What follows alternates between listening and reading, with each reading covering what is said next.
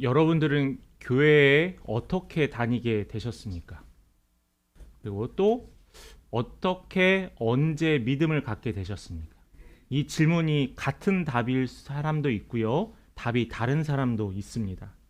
각자 신앙생활을 시작하게 된 계기도 다르고 교회에 다녔지만은 내가 예수님이 나의 생명의 구주이십니다라고 또 이렇게 믿음의 고백을 하는 시간은 각자 다르기도 합니다. 그 출발이 다르기도 한데 어떤 분들은 집안이 어려워서, 어떤 분들은 사업과 직장의 어려움 때문에, 또 어떤 분들은 가족 중에 누군가가 아파서, 또 어떤 분들은 때로 어머니의 태 속부터 신앙생활을 하신 분도 있을 거예요. 또 이런 분들도 있습니다. 우연히 성경을 읽다가 재밌어서, 흥미로워서, 때로는 교회에서 예수라는 사람에 대해서 이야기하는데 궁금해서 책을 보다가 신앙생활을 시작한 사람도 있습니다. 제 군대 시절은 각 방 안에 성경이 있었는데 심심해서 본 성경 때문에 신앙생활을 시작한 분들도 있었거든요. 신앙생활의 시작이 다를 수 있음을 보지만은 우리가 한 가지 궁금증이 하나 생깁니다. 뭐냐면은 믿음이 먼저일까? 이성이라는 이 알미 먼저일까라는 거예요. 바꾸어 말한다면은 알기 때문에 믿는 것일까? 믿기 때문에 알게 되는 것일까라는 겁니다. 신앙의 출발점은 다 다르지만은 믿음의 성숙을 위해서 암과 또한 믿음이라는 이 두 영역은 절대 따로따로 성장하는 것은 아닌 것 같습니다. 오늘은 신앙의 그 네 기둥의 네 번째로 이성에 관해서 같이 나누려고 합니다. 이성이라고 말을 오늘 되게 자주 쓸 텐데 여러분들이 생각하시기에 이성이 뭘까라고 생각하면 생각, 질문, 이유, 근거, 그렇게 네 가지로 아마 생각하시면서 말씀을 같이 들으시면은 좀 이해하는 데 도움이 좀 될 거라고 같습니다. 웨슬레라는 목회자, 감리교와 성결교의 창시자였던 이 웨슬레 목회자는 이 이성을 상당히 자주 사용했습니다. 언제 했냐면은 예배를 드리거나 또한 책을 쓰거나 할 때 이 이성을 항상 많이 사용했어요. 그리고 그는 그의 삶 속에서 어머니한테도 항상 이 이성을 사용했어요. 예를 들어서 왜 어머니 저에게 이 말씀을 하셨어요? 왜 어머니 저에게 이것을 먹으라고 하셨어요? 하면서 항상 질문을 하는 그러한 웨슬레의 삶이었습니다. 그런데 웨슬레는 이렇게 하나님과의 관계에서도 이성을 아주 적극적으로 사용했어요. 하나님과 나와의 관계는 어떤 관계일까? 하나님 나에게 어떤 말씀을 하실까? 이 이성을 통해서 하나님께 계속 물어보는 사람이 이 웨슬레였다라는 거죠. 그런데 동시에 웨슬레가 이 이성을 많이 활용했지만은 그런데 웨슬레는 분명히 하나 알고 있었던 게 있어요. 이 이성이 한계가 있다라는 거예요. 그러니까 우리가 생각하고 우리가 발견한 이 세상의 것들은 한계가 있다라는 겁니다. 그래서 이 웨슬레는 고민했던 거예요. 믿음의 성숙을 위해서, 말씀의 이해를 위해서, 삶의 질문을, 신앙의 질문을 위해서 이 이성이라는 것이 활동해야 되는데 이 이성이 어떻게 활동할 것인가에 대해서 스스로 매일매일 질문했던 거예요. 그런데 여러분 이렇게 어렵게 생각하지 마세요. 이성 뭘까 하는데 쉽게 얘기를 한다면 여러분은 벌써 이미 이성을 통해서 신앙생활을 하고 있거든요. 매일매일 성경을 읽으면서 묵상합니다. 묵상하면서 그냥 읽으세요? 생각하잖아요. 고민하잖아요. 질문하잖아요. 지금 이 자리에서 말씀을 들으면서 여러분 목사님이 어떤 얘기를 하시는가, 하나님이 어떤 말씀을 하시는가 질문하잖아요. 이게 다 이성의 작용이에요. 목장에서 이 말씀을 가지고 나눔을 하고 내 생각을 누군가에게 전달을 하고 근간이 되었던 과학과 기술을 통해서 하나님의 말씀을 이해하려는 행동, 우리가 잘 아는 창조과학회 같은 활동도 이 이성을 통해서 하나님을 알아가는 방법이고 시도이기도 합니다. 그래서 오늘은 이 이성에 대해서, 이 이성의 역할에 대해서 우리가 정확하게 말씀의 근거를 통해서 우리가 찾아봤으면, 확인했으면 좋겠습니다. 먼저 우리가 확인해야 될 게 뭐냐면은 이성이 배제된 신앙생활이 가능하다는 거예요. 이걸 저는 뭐라고 생각하면 첫 번째로 맹목적인 신앙생활인지 체크하라는 겁니다. 맹목적. 여러분이 질문 하나 할게요. 요즘 신앙생활을 제일 열심히 하는, 종교 활동을 제일 열심히 하는 무리들이 누굴까요? 이단 단체입니다. 사이비 단체고요. 만약에 열심으로만 평가한다면 이들이 그 어느 누구보다도 1등일 거라고 생각을 합니다. 춥든 덥든 정해진 시간에 나와서 누가 받든 안 받든 그 자리를 지키는 그 사람들의 열심, 때로는 우리 기독교인들이 부럽기도 하고 도전받기도 합니다. 그런데 그들의 열심이요, 올바른 열심이냐라고 우리에게 물어보면은 아니라는 거죠. 열심이요, 옳은지 그른지의 판단의 기준이 아니라는 거예요. 이런 사람들이 맹목적인 신앙을 가지고 있다라는 겁니다. 이 사람들의 특징이 뭔지 아세요?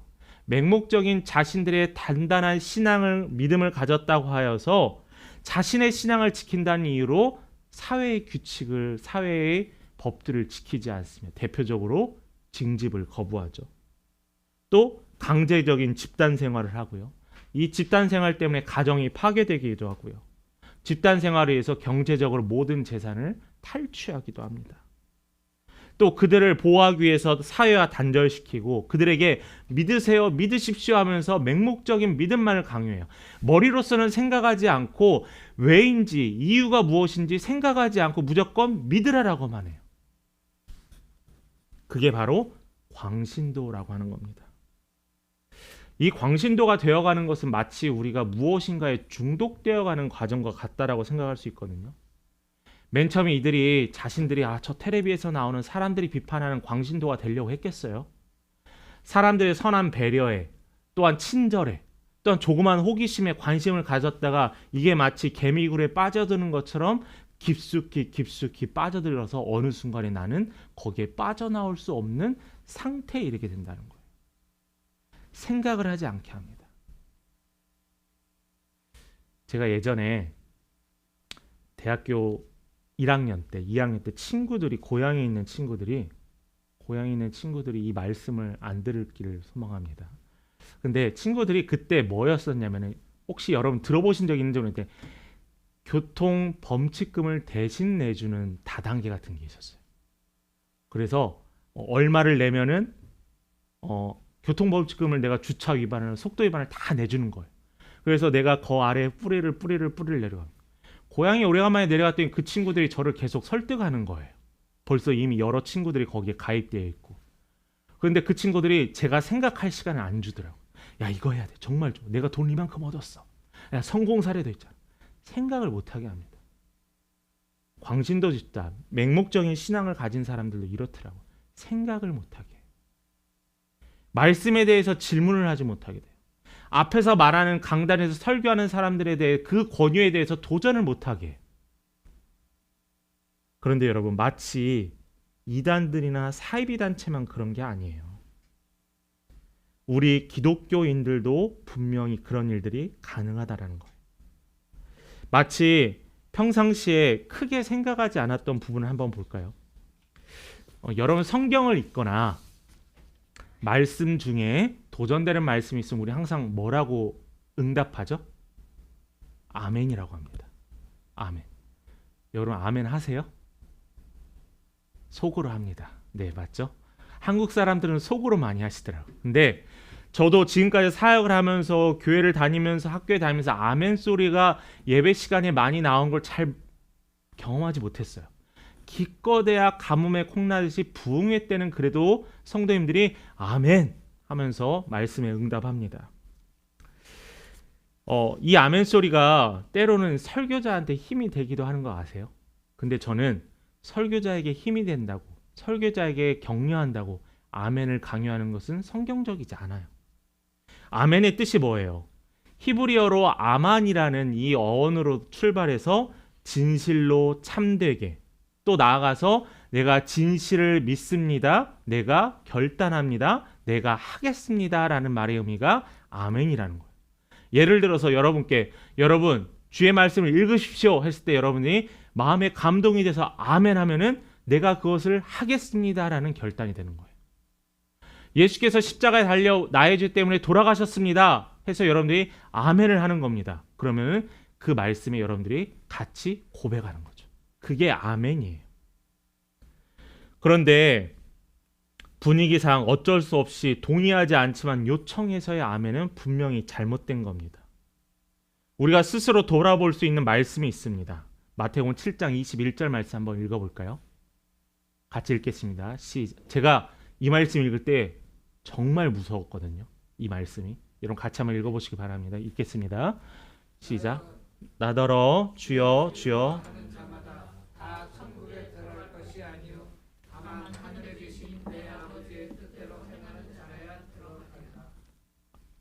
아멘. 예, 전 이 말씀을 때 무서웠어요. 왜냐하면은 내가 주여 주여 하는데 천국에 이르지 못한대. 하나님의 아버지의 뜻대로 한다고 했는데 하나님은 그렇게 생각하지 않는데요. 그래서 그 청소년 때 제가 이 말씀을 읽고 들었던 생각이 이 그림이 그려졌어요. 천국 앞에서 하나님께서 저를 심판하시는데 하나님 저는 하나님을 열심히 믿고요. 교회도 다녔고요. 헌금도 잘했고요. 정말 교회도 정말 충성했어요. 근데 하나님께서 근데 네가 누구를 위해서? 나는 너의 예배를 받지 않았는데? 라고 하나님께서 저에게 말씀하시는 모습이 그려졌던 거예요. 그러면서 저는 두려웠습니다. 이 말이 뭐예요? 교회에 다니고 예수를 부르지만은 뭐라고요? 하나님이 원하시는 뜻대로 아니하는 사람도 있다라는 거예요. 여러분 이단 단체 가세요. 그들의 교주도 믿지만 그들이 똑같이 하는 말이 하나같이 뭐냐면 하나님 믿는다는 거예요. 이슬람 보세요. 그들은 하나님 믿어요. 우리가 말하는 구약에 있는 하나님 믿어요. 유대교에 있는 그 사람도 어때요? 구약에 있는 하나님의 말씀과 다윗을 따라요.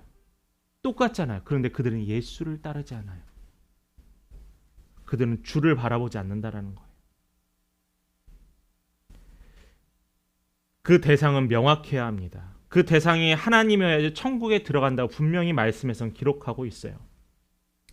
세상 사람들 중에서 말씀에 이렇게 기록되어 있는데 불구하고 기독교가 묻지도 않고 믿으라라고 하는 맹목적인 신앙이라고 종교라고 말하는 사람들이 있습니다. 무조건적으로 믿으라고 무조건적으로 순종하라고 하나요? 요즘 시대에 그렇게 한다고 듣나요? 아니에요. 그런데 이것은 성경이 말하는 기독교적인 신앙관이 아니에요. 여러분 믿으세요. 믿으십시오. 아멘 하면 믿으십시오. 훈련이 될 수 있지만 이게 실제로 믿는다라고요? 아니에요. 무조건적인 신앙은 성경을 잘못 이해할 수 있습니다. 제가 성도님들에게 말씀을 이 주제를 가지고 했던 기억이 나는데 질문하는 믿음이라는 주제로 말씀을 전했던 적이 있습니다. 믿음 생활을 할 때요. 질문해야 돼요. 왜 여러분들은 다 믿으세요? 왜 여러분들은 목회자가 앞에서 선포하는 하나님의 말씀이 진짜 하나님의 말씀인지 그냥 믿음으로 아멘 하시는 건가요? 하나님의 이 말씀이 왜 성경에 기록되어 있고 오늘 이 시간에 나에게 왜 읽히게 됐는지 물어야 한다라는 거예요. 왜요? 관심이 있으니까 묻게 되더라고요. 성장하려니까 묻게 되더라고요. 학생들의 수업 시간에 선생님께 질문한 아이들 공통점이 뭔지 아세요? 궁금하니까 물어보는 거거든요. 여러분, 무조건적인 신앙이 아닙니다. 건강한 신앙, 건강한 믿음은 질문해야 돼요. 말씀에 대해서 묻는 것은 죄가 아닙니다. 질문과 의문은 이 진리를 찾아가는 아주 좋은 효과적인 도구라는 거예요. 그래서 여러분 주위에 누가 있어요? 목회자 있잖아요. 인터넷 찾아서 답 찾는 거 쉽죠? 목사님 활용하세요. 목사님 이 말씀을 읽는데 궁금합니다. 무엇인지 알고 싶습니다. 이렇게 질문함을 통하여서 내가 듣는 것이 아니라 생각하고 듣고 믿는 것은 나에게 더 오랫동안 남는다라는 거예요. 성경에서는 무조건 믿으라고 하지 않습니다. 왜냐하면 자신감이 있거든요. 성경 안에서는 그 의미와 이미 그 근거를 다 보여주었기 때문에 내가 너희들한테 믿음을 강요하는 게 아니라 이 말씀을 읽어라. 너희 안에 믿음이 생길 것이고 이 믿음을 통하여서 너희들이 성장할 것이다 라고 이야기합니다. 왜냐하면 이 모든 것은 하나님이 우리에게 이미 보여주셨고요. 하나님의 철저한 계획 안에 우리에게 말씀하셨기 때문이라는 거죠. 그래서 하나님께서는 우리를 도우신다라고 했어요. 그게 바로 두 번째 말씀입니다. 깨닫게 하시려고 그들의 마음을 열어주셨습니다. 오늘 본문을 한번 볼까요? 본문 말씀에 예수께서 부활하셨는데 믿음이 없었던 예수님의 제자들은 불안하고 두려웠어요. 그들은 한계에 부딪혔습니다. 제자들이 이 한계에 부딪힌 원인은 뭐예요? 그들이 자신의 모든 것을 던지고 예수를 따랐지만 그 예수가 힘없이 십자가에서 죽는 모습을 봤을 때 그들은 내가 잘못 따랐구나. 그들은 내가 무엇을 위해서 내가 모든 걸 던졌나. 저 십자가에 달려 죽은 예수 그리스도는 이제 우리 주위에 없다라는 생각으로 그들은 좌절하고 낭망했어요. 혼란스러웠어요. 그런 제자들을 향해서 부활하신 예수는 회복시키기를 원했습니다. 그래서 부활하신 예수님 제자들을 찾아가셨고요. 나는 육체로 부활하였음을 그들에게 말하였어요. 그리고 오늘 본문 이후에 보면은 본문 2부에 보면은 예수님께서 제자들에게 사명에 대해서 얘기해요. 내가 너희를 위하여 십자가에 부활하였고 이 진리를 믿는 자마다 너에게 영생이 있게 할 것이라는 이 놀라운 사명을 너희들이 진리를 전해라라고 사람들한테 전하라는 사명을 주세요. 이게 오늘 본문의 스토리입니다. 그런데 저는 이 스토리 가운데서도 44절과 45절의 말씀에 조금 더 집중했으면 좋겠어요. 44절과 45절 함께 같이 봉독하겠습니다. 읽겠습니다. 시작. 또 이르시되 내가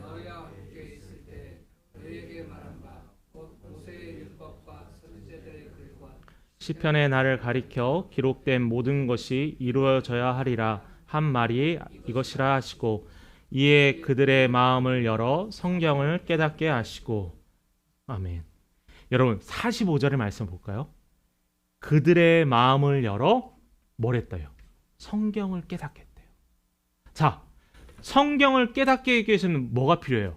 그들의 마음을 열어줘야 한다는 거예요. 그런데 44절이 이야기했잖아요. 내가 너희와 함께 있을 때 이미 모세의 율법을 이야기했고 내가 너희와 함께 있을 때 이미 선지자의 이야기를 통하여서 이후에 일어날 모든 일을 이야기를 했고 내가 너희와 함께 있을 때 내가 십자가에 달려 죽고 부활할 것이라는 이 놀라운 사실을 3번이나 이야기하지 않았느냐. 근데 그들은 어땠어요? 제자들은 몰랐어요. 생각조차 하지 않았어요. 왜냐하면 그들의 생각에는 부활이라는 것은 인간이 불가능한 거기 때문이에요. 제자들이 생각하기에는 예수는 그냥 인간이었어요. 그들을 독립시켜줄 인간이었고 그들을 세워줄 왕의 인간이었던 예수였다라는 겁니다. 그런데 그들이 깨닫게 되었대요. 기억력이 좋아서요? 갑자기 그때 했던 말이 생각나서요? 아니에요. 45절에 이야기했잖아요. 그들의 마음을 열어주셨대요. 누가요? 예수 그리스도께서. 성령께서 그들의 마음을 열어주셨다는 거예요. 여러분들도 이런 경험이 있지 않으세요? 매번 똑같이 읽는 말씀. 때로는 저도 그렇습니다. 사도신경으로 예배를 시작하는데 어느 날에는 이 사도신경으로 신앙을 고백하면서 한 구절이 너무나 나에게 와닿는 거예요. 마음에 감동이 있어요. 뜨거움이 있어요.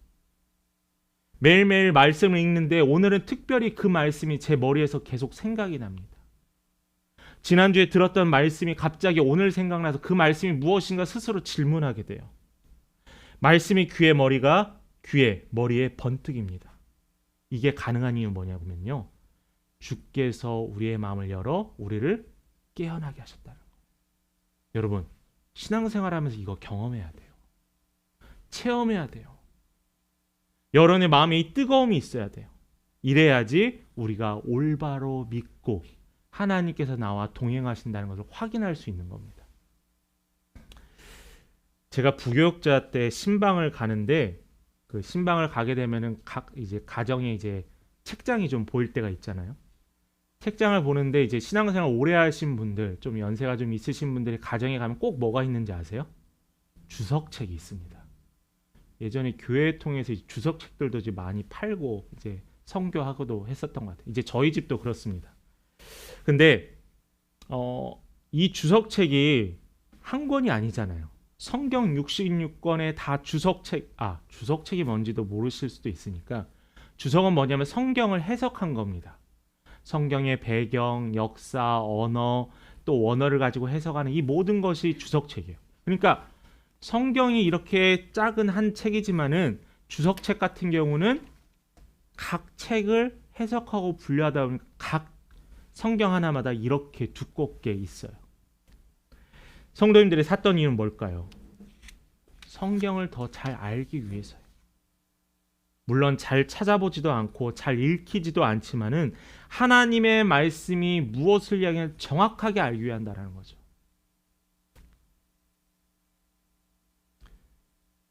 많이 읽어보는 것 중요합니다. 그런데 정확히 아는 것도 이 또한 중요합니다. 그만큼 우리에게 이성은 하나님을 이 말씀을 이해하며 삶에서 결단할 때 꼭 필요한 도구라는 거예요. 물론 이런 게 있습니다. 광신도와 같은 이성주의자가 있어요. 그러니까 모든 것을 과학과 기술로 하나님을 해석하려는 겁니다. 가능할까요? 불가능해요. 어떻게 이 인간의 한계가 있는 이 지혜를 가지고 영원하시고 무궁하신 하나님을 어떻게 다 해석하고 다 이해할 수 있겠어요? 그런데 사람들 중에 이러한 신앙을 갖고 있는 사람이 있습니다. 내 마음에 체험이 없고요. 하나님의 영적인 영성이나 아니면 영적인 세계가 있음을 믿지 않는 사람이 있어요. 마치 사두개인들 같이요. 부활이 없다라고 생각을 합니다. 그냥 기독교는 이 시대에 살 때 좋은 말씀이고 예수가 그렇게 살았으니까 본받을 만한 사람이다라고 그렇게 신앙생활하는 사람도 있어요. 머리로 하는 신앙이 아니에요. 마음으로 아는 신앙이에요. 체험하는 신앙이에요. 그게 하나님의 영감이나 도우심을 통해서 우리가 가능하다라는 거죠. 그런데 이렇게 살지 않았던 사람들이 있어요. 창세기 11장에 보면 바벨탑 사건이 일어나죠. 이들이 풍요로워지고 많은 땅을 가지면서 그들이 하나님과 같이 하여 지려고 하여 그들이 바벨탑을 쌓습니다. 그들이 아무리 높게 쌓아도 그 탑은 어떻게 돼요? 결국 무너뜨렸습니다. 그들의 언어를 흐트러 놓으셨어요. 왜요? 그들의 교만 때문에. 우리의 생각으로, 우리의 이성으로, 우리의 기술로 하나님을 모든 것을 이해할 수 있다는 이 생각은 교만이에요. 내 머리로 내가 쓰여져 있는 글로 다 이해한다는 것은 교만이에요. 이러한 교만 때문에 하나님 없이 가능하다는 생각이 생기게 되는 거예요. 결국 이 이성도 하나님 안에서 가능합니다. 말씀 안에서 가능해요. 하나님 없는 지혜와 이성은 결국 하나님을 떠나 멸망했던 이스라엘, 무너졌던 바벨탑, 또한 현대에 이르러서는 전쟁과 기근이 일어나는 이 이유가 다 뭐예요? 하나님 없이 인간들이 스스로 하려는 발버둥에 우리는 벌을 받고 있다라는 겁니다. 그래서 우리는 도와달라고 기도해야 합니다. 주님, 우리에게 지혜를 주시고 하나님, 우리가 답을 찾을 수 있도록 주님 인도해 달라고 기도해야 돼요. 오늘 말씀의 45절과 같이요. 마지막 세 번째로 우리가 확인해야 될 게 있습니다. 신앙과 이성, 믿음과 이성, 영성과 이성은 주의 진리를 향해 날아가는 날개와 같다라는 겁니다. 잠언 1장 7절 우리 같이 보도록 하겠습니다. 여호와를 경외하는 것이 지식의 근본이거늘 미련한 자는 뭐라고요? 지혜와 훈계를 멸시한다라고 했습니다. 먼저 인간은 스스로 자신들이 지혜롭다 하여서 하나님이 가르쳐준 지혜와 훈계를 멸시해요. 하나님께서 분명히 회개해라 했는데 나는 죄가 없는데요. 나는 충분히 회개할 만큼 했는데요. 이게 교만이에요. 하나님께서는 이들을 뭐라고 했냐면 미련한 자라고 했어요. 미련한 자. 잠언에서 말하는 지혜로운 자가 누군지 아세요? 여러분, 솔로몬의 잠언은 많은 사람, 교회 다니지 않는 사람을 많이 아는 글입니다. 지혜로운 글이기도 하고. 근데 여기에서 이 잠언의 가장 중요한 것은 하나님을 아는 것이 지혜로운 자라는 거예요.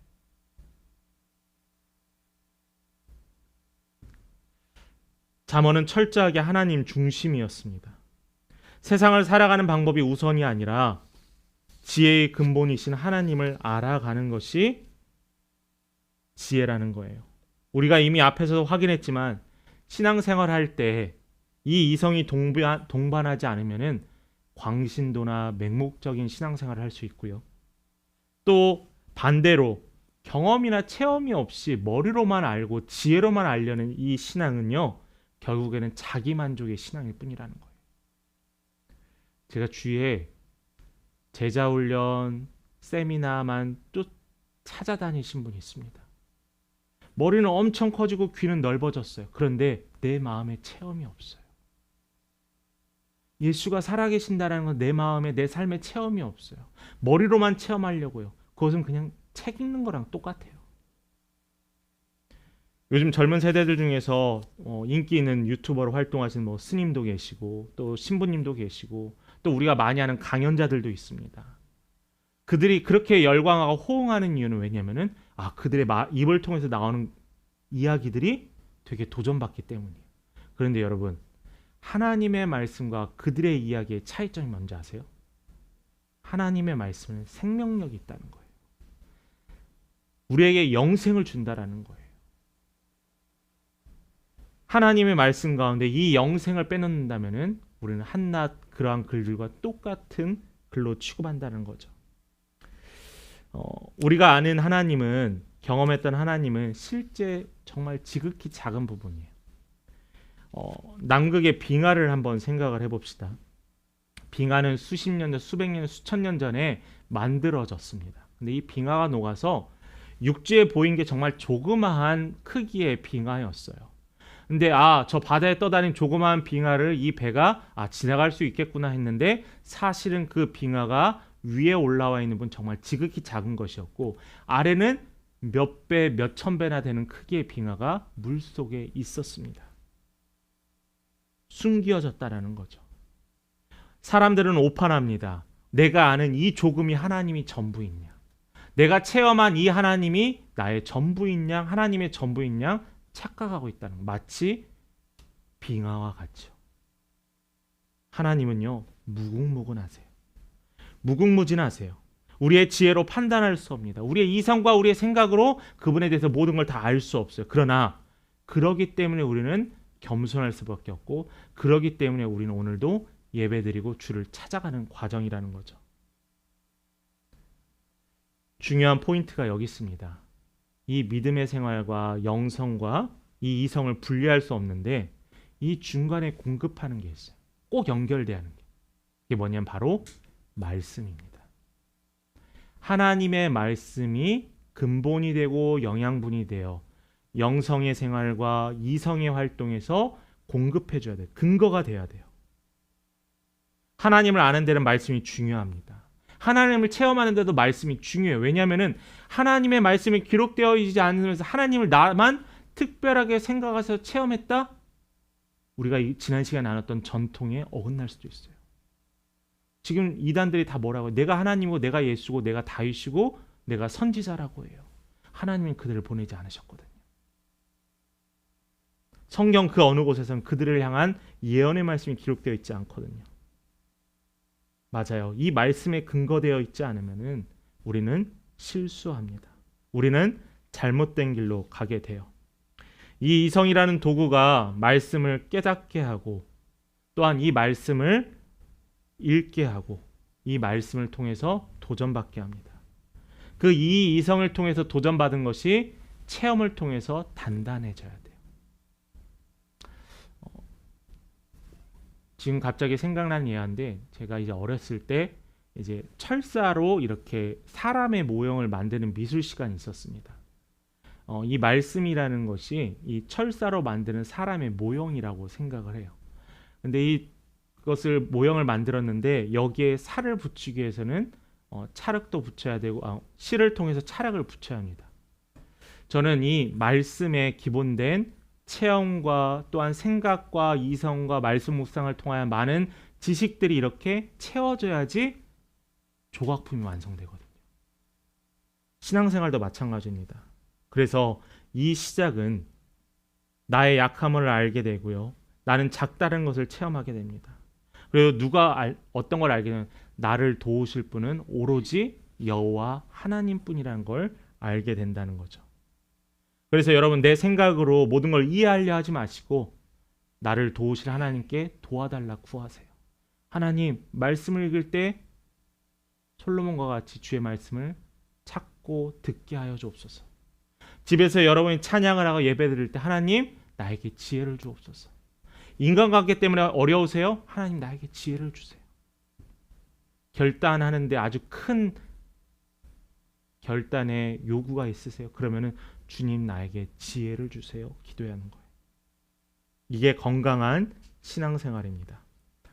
말씀 마무리하겠습니다. 지난주에 저희 교회가 있는 이 은계지구에 한 야채 과일 가게가 새로 오픈했어요. 근데 거기에 금요일과 토요일에 사람들이 정말 어마어마하게 많은 거예요. 그러니까 당연히 돌아다니면서 저는 관심이 가겠죠. 뭔가 무슨 일인가 봤겠죠. 아마 오픈을 해서 사은품 같은 걸 좀 줬던 것 같습니다.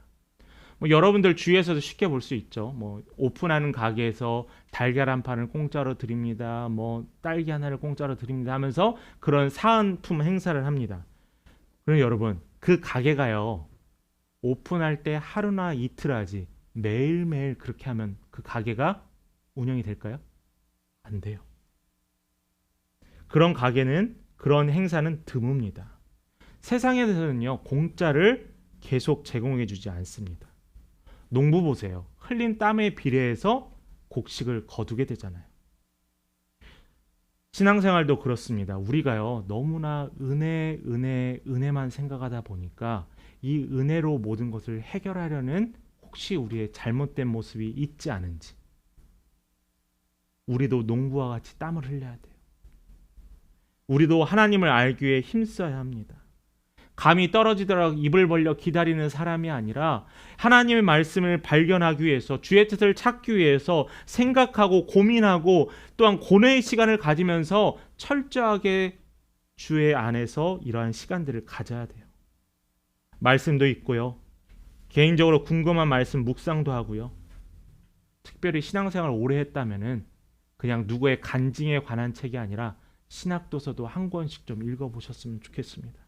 그러한 노력이 필요합니다. 우리의 시대는 증명을 요구합니다. 우리 하나님은 이미 스스로 말씀을 통해서 이미 많은 것들을 증명하시고 보여주셨어요. 지금도 하나님은 일하십니다.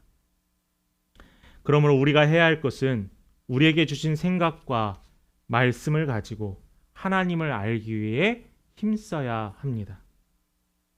숨겨진 보물, 그 보물을 찾기 위해 주의 도움을 구하시면서요, 또 신앙생활의 깊은 고뇌와 고민을 통해서 얻는 주의 지혜를 찾아가는 우리 믿음의 성도님 되시길 바랍니다. 또한 이 믿음의 성숙을 위해서 기도하는 우리 귀한 믿음의 성도 되길 간절히 축원합니다.